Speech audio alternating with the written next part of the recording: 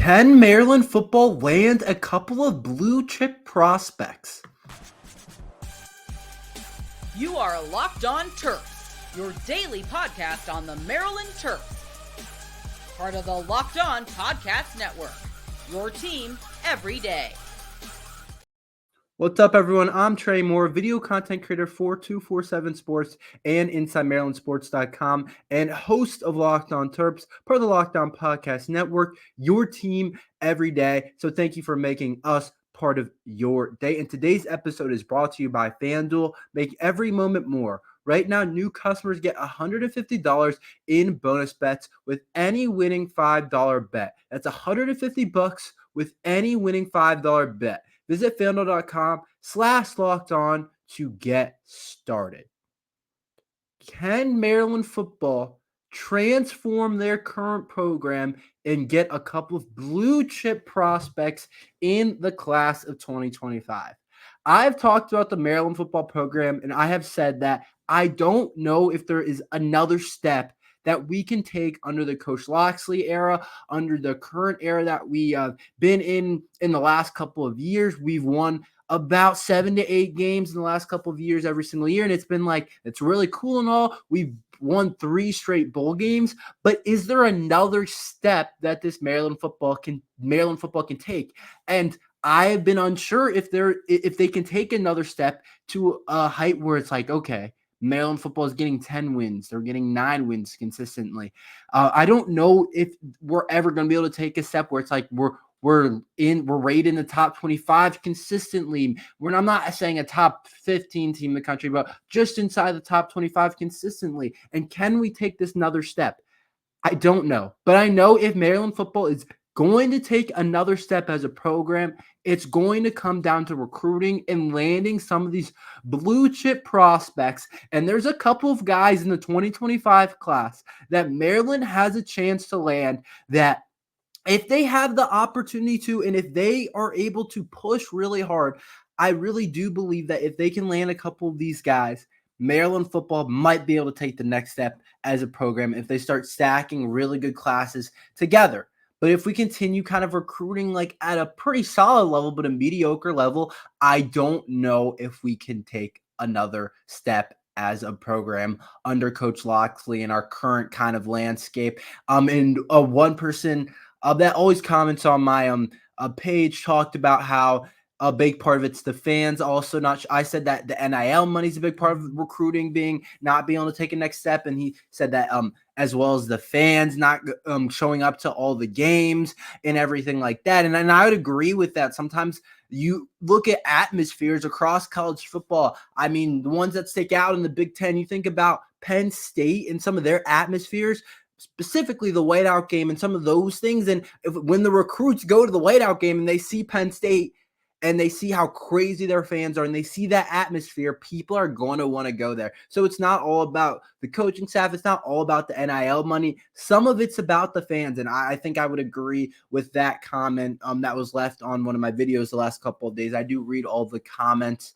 and mostly respond to a lot of them. But I think that this 2025 class, there's a couple of kids that Maryland has on the radar that are a couple of blue chip kids that if they can land, Maryland football could be in a really good spot overall and looking to keep pushing forward in recruiting for Maryland football. So the first guy on this list for me is Jaden Ships out of And Jaden Ships, even though I know I've been saying blue chip prospect, I don't know if I don't think he would be considered a blue chip prospect, but I think he's a really good player in the 2025 class that I think that we want to land, and it's going to kind of build up. There's going to be a real reason why it could be important to land this Jaden Ships kid, but he's a cornerback out of Spalding. So right here, right in the DMV area, Spalding he's 6'1", 180 according to 247. And he's the 78th ranked cornerback, 25th in the state of Maryland, and he's a 3-star player. And he's a pretty good cornerback. I checked out his film. Definitely he's a good player. I don't know if he could ever be elite or anything like that, but there is a reason that I'm talking about him, and Maryland just got crystal balled to Maryland, so he's a guy that could definitely help. We've been recruiting in the secondary at a really high level, a couple of 4-stars that were in the mix for another guy that I'm going to talk about coming up, and we've landed some really good players at the cornerback spot the last couple of years. So I don't know if this is a kid that would come in and make an impact right away. He might have to be in the program for 2, 3, 4 years to eventually get on the field. But this is a kid that Maryland's predicted to get right now, and he's a really solid player. 25th in the state of Maryland isn't bad at all, and I'll be looking forward to see if we can land him. He has some other solid offers as well. He's got BC, he's got Indiana, he's got some other places where he's going on an official visit to Virginia and to NC State, and so he's got some pretty good schools. I wouldn't call this guy a blue chip prospect, but the next guy that I'm going to talk about is a blue chip prospect, but he has a connection to Jaden Ships, and I wanted to talk about Jaden Ships because of the connection in Malik Washington, quarterback Spalding, who I've talked about a good amount on this podcast, and I think he has to be our number one guy on the 2025 list that we want the most. Malik Washington is a blue chip prospect for Maryland football. Like I just said, I think he's our number one priority in the 2025 class. He's a quarterback from Spalding, the same school as Jaden Ships, so they have that connection. And Malik Washington, I don't know how much you buy into this stock of the players tweeting and all these different things, but he did say to Jaden Ships, it was like future teammates one day potentially, and I don't know what school that would be at if it wasn't Maryland for Malik Washington. And so I'm looking at Jaden Ships as a guy that if we land, it could have influence on Malik Washington, who's the 4-star quarterback ranked as the 180th nationally by 247 in the 14th ranked QB and third in the state of Maryland. And of course, Maryland is very warm right now for Malik Washington, who probably will make his decision in about a month. And so if Maryland can land Malik Washington, I'm looking at a guy that's a blue chip prospect at a really important position for Maryland football. And if you land these type of guys, that's how your program takes a step and gets to a next level. When you land a 4-star quarterback like Malik Washington, quite frankly, there's some positions that if we land a player at, even if they're a blue chip prospect, there's some positions that if they're a 4 or 5-star guy or whatever it may be, that even if we land them and they're a good player, it's just not going to make the same impact. You can get a really good player in the portal from some of these positions. I'm talking about kind of the running backs of the world and the wide receivers. And obviously, a good running back can really change your team and really make a difference. But a lot of that's going to be up front. And there's plenty of receivers every year in the portal. But when you look at quarterbacks, getting a blue chip quarterback and getting one of the top quarterbacks in the class of 2025, that's something that can really change your team. So I'm looking at if we can land Jaden Ships and then move on to Malik Washington in the 2025 class, you did a really good job recruiting at Spalding, and you did a really good job of building that connection over there. But Malik Washington, 6'4", 200, and can come in and right away be our quarterback. He might not start as a freshman just because of where Malik Washington would be, maybe. But I think as a sophomore, you'd be looking at this guy as our next great Maryland quarterback and could challenge Talia in some of maybe Talia's maybe not the records, but just his pedigree as a player and being the greatest Maryland quarterback ever. And I know that's really strong words, but I do think that's a possibility. And then you move on to this kid, Blake Woodby, who Maryland is also in the mix for a top-ranked cornerback in the 2025 class, who was originally committed to Ohio State. I don't know exactly what went down at Ohio State, but some things happened where I guess he decommitted. I heard that the coaching staff wasn't interested anymore. I don't really know what happened. But Blake Woodby is ranked 73rd nationally in that 2025 class. And the thing about him, he's a freak athlete. It claims he ran a 4.39 at St. Francis Academy's Pro Day, where he goes right in Baltimore, Maryland. I'm sure you guys are all familiar with. He has every offer in the book. I'm just looking at it. Auburn, Oregon, Bama, Clemson. Those are the ones that pop up on 247. So he has every offer probably in that you could have. And I'm looking at him as a blue chip prospect that should be considering Maryland in his decision. And I'm not saying Maryland gets him, but Maryland's definitely in the mix for Blake Woodby. So getting a top-ranked cornerback like that in the 2025 class really sets your secondary to be one of the best in the Big Ten for the coming years if Maryland's able to land this kid Blake Woodby. It says number 2 in the state of Maryland. And if you can get a guy like this in your 2025 class, if you look at it, if you can get Malik Washington and you can get Blake Woodby, you're at a really good start in your 2025 class, and you're looking at a really good start to the 2025 class. And I don't know how it's going to go with Blake Woodby. I don't know how it's going to go with Malik Washington, but to get to the next level as a program, these are the type of guys that you have to land. And the last kid is this kid, Zamir Smith, who is currently committed to Bama, but apparently Maryland has picked up some steam from Zamir Smith. Apparently he's really fast, has some really good speed on him, might even be able to challenge Blake Woodby, who I just talked about, but listed at a running back, but is an athlete, did a little bit of everything. And at his school, he's from Ridgely, Maryland, and he's currently committed to Bama, like I said, but apparently Maryland's making a big push for him right now. He's ranked 270th nationally, 4-star. And so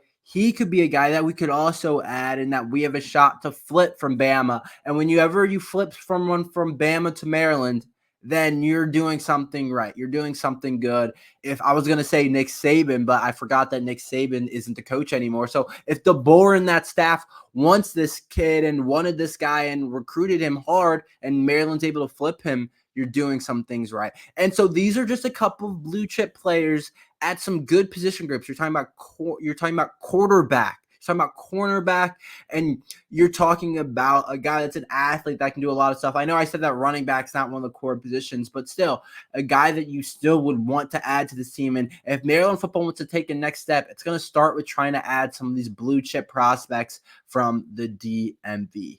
Can Nolan Ray challenge Roman Hemby this year? I will talk about that after this ad from Yahoo Finance.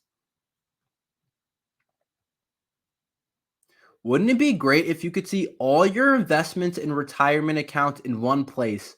With Yahoo Finance, you can consolidate your views from multiple accounts into one hub and access the expert analysis you need to tend to your entire portfolio with confidence. Let's get straight to the point. You want to grow your portfolio, deal with the rise in cost of inflation, to pay off your debt or mortgage, pretty much anything standing in the way of your financial freedom, right? And with Yahoo Finance, you can get access to the news, data, and tools with all you need in order to help reach that financial freedom. For more than 25 years, Yahoo Finance has been the brand behind every great investor. Whether you're a seasoned investor or you're looking for that extra guidance, Yahoo Finance gives you all the tools and data you need in one place. With a community of over 90 million users each month, their real strength is helping you on your way to financial success. For comprehensive financial news and analysis, visit brands behind every great investor, yahoofinance.com. That's the number one financial destination, yahoofinance.com. That's yahoofinance.com. So does Nolan Ray, the talented, going into, I guess he would be considered going into his sophomore year for Maryland football.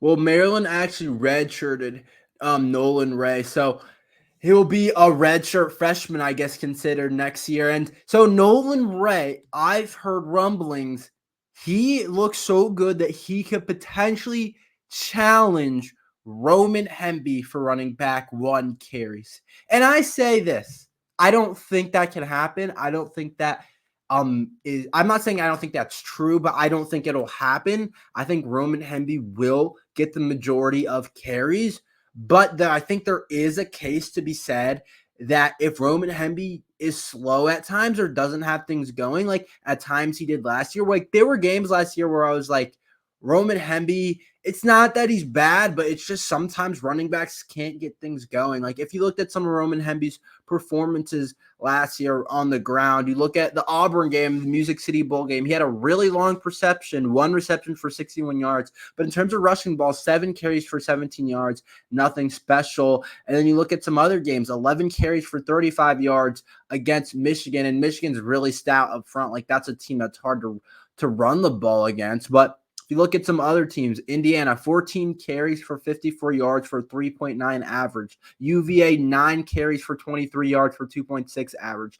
And we saw less of those games in the season before for Roman Hemby, but if he is slow and there's some games where he's averaging like 3 yards per carry and Nolan Ray comes in and kind of gives it a good mix-up and gets some carries and meaningful carries in the game and does some really good things with that. And as explosive as Nolan Ray is, if you give him enough carries, he might just break one. He might get a 20-yard carry. You might be looking at Nolan Ray and being like, whew, that's why this kid is really talented. That's why this kid was the number one back in Michigan where we recruited him out of high school. And I think that it's more like he's going to be a good change of pace to Roman Hemby, and they're going to be a great duo. I don't see him challenging for running back one like Roman Hemby because Roman Hemby's been in that Maryland system now for a while, and he knows how to pass block really well. That's a really important part of this thing that not a lot of people are going to talk about, but the veteran usually is a top-end pass blocker, and it's sometimes hard to pass block at high levels in college football for these running backs, and that's a really important part, especially with the newer quarterback like MJ Morris or Billy Edwards, whoever is our starter next year, Cameron Edge. I'm guessing MJ Morris. I feel like I say that every day, and I feel like there's definitely a lean towards MJ Morris, but a running back that can block is important for Maryland football overall. But I do think this. I don't think that it'll be like Roman Hemby gets the majority of carries because that's not how Maryland does things.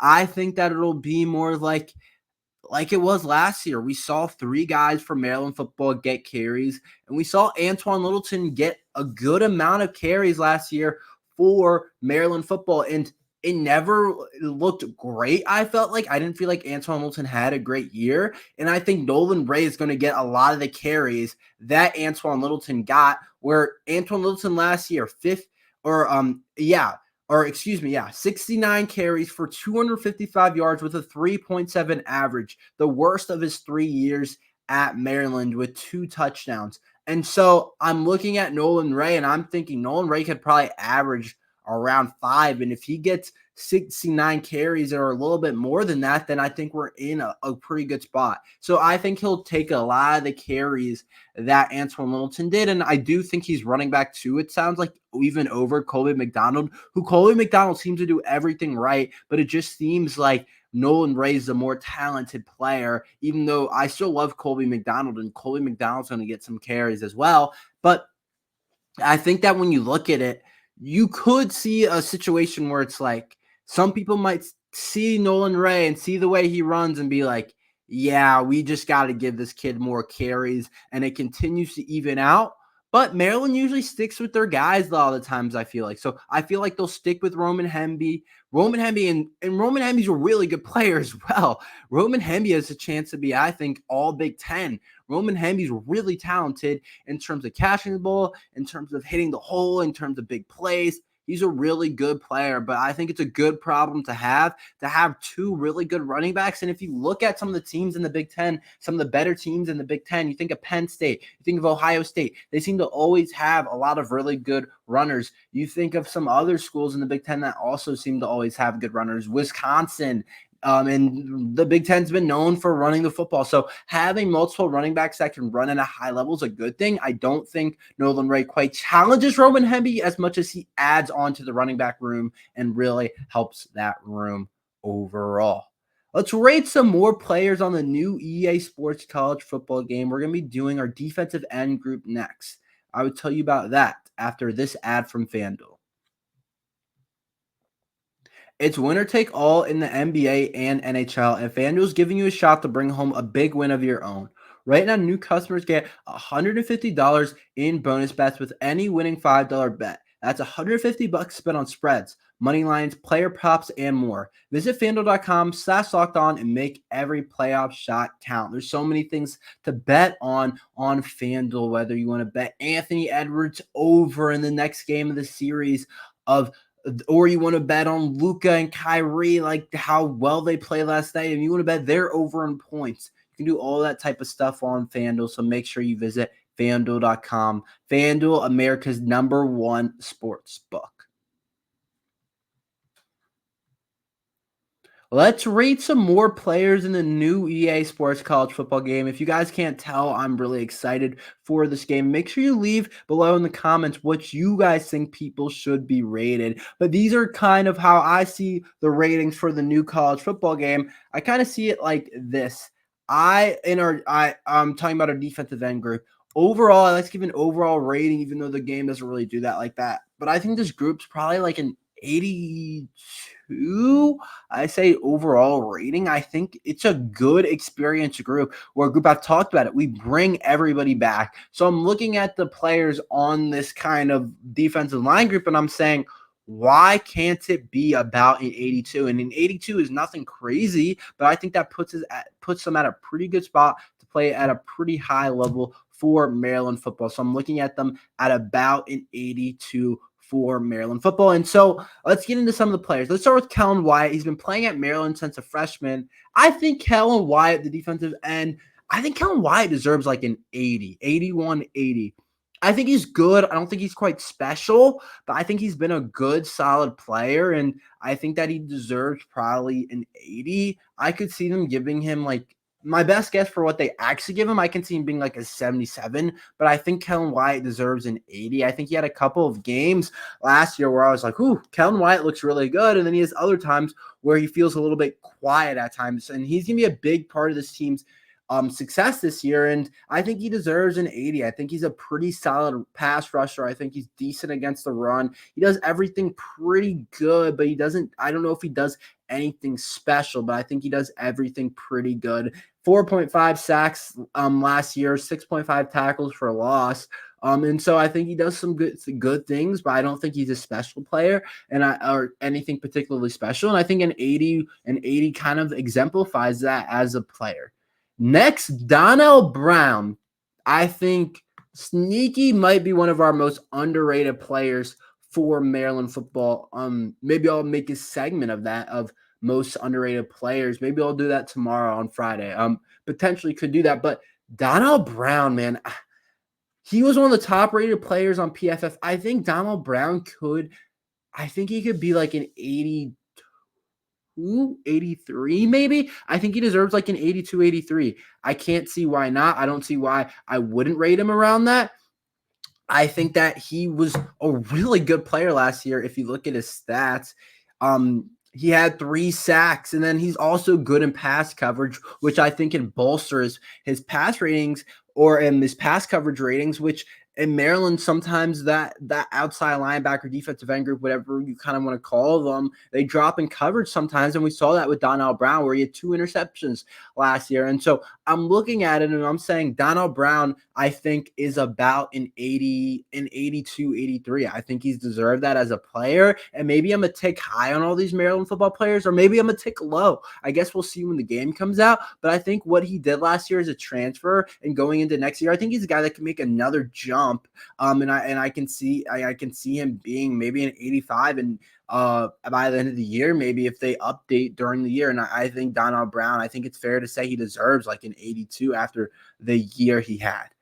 I think Quayshawn Fuller is my last guy. I would probably put Quayshawn Fuller at about the same ranking as probably Kellen Wyatt, maybe a tick lower. I think Quayshawn Fuller deserves about a 79. I think that's fair for him. I think he's been a good player. I think he's a guy that has good strength and good speed coming off the outside in the game. And I hope that they kind of are able to exemplify that and make him pretty athletic, because I think he's a pretty good athlete. He had 3 sacks last year, forced a fumble, and I think a 79 kind of shows where he's at. He's a good player. He's a good, solid player for Maryland football.